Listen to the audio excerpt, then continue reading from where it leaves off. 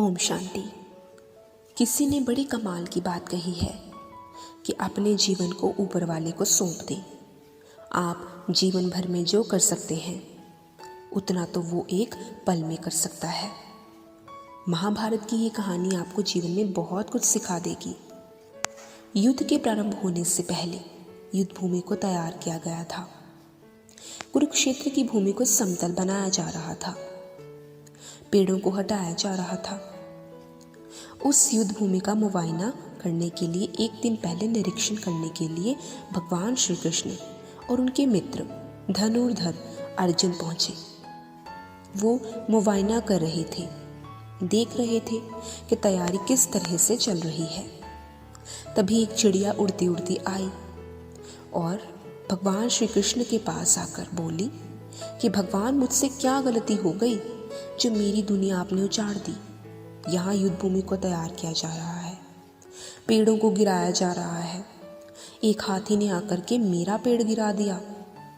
मेरा घोंसला उस पर था, वो घोंसला गिर करके जमीन पर आ गया।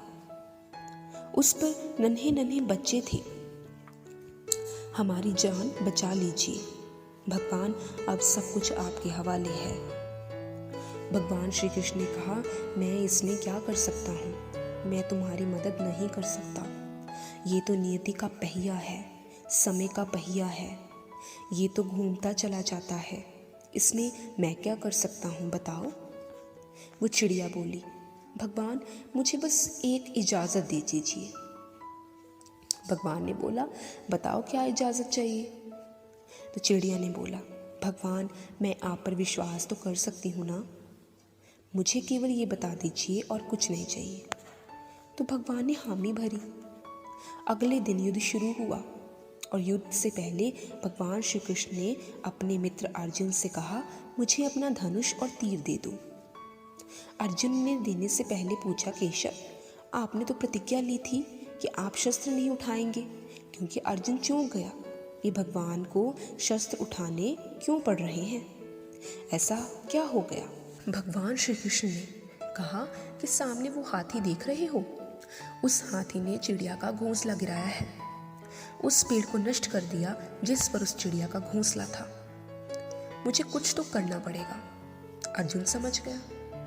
भगवान श्री कृष्ण ने धनुष लिया और तीर छोड़ा, लेकिन वो तीर जाकर हाथी को लगा ही नहीं। उसके गले में जो घंटी लटक रही थी उसमें लगा और वो घंटी नीचे जमीन पर गिर लगी।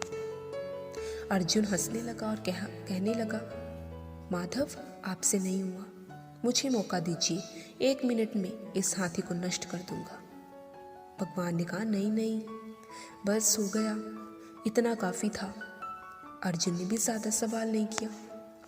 18 दिन तक युद्ध चला और बाद में जब पांडवों की जीत हुई तो एक बार फिर से उस मैदान को साफ किया जा रहा था, क्योंकि युद्ध के बाद काफी नुकसान हुआ था, बहुत सारा सामान गिरा पड़ा था, साफ सफाई चल रही थी।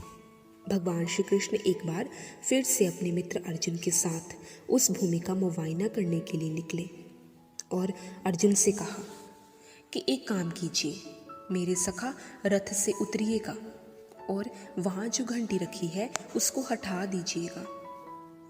अर्जुन चौंक गया कि हमने युद्ध जीता है, हम इतने महान बन चुके हैं और ये मुझे एक घंटी उठाने के लिए, युद्ध भूमि की सफाई करने के लिए बोल रहे हैं।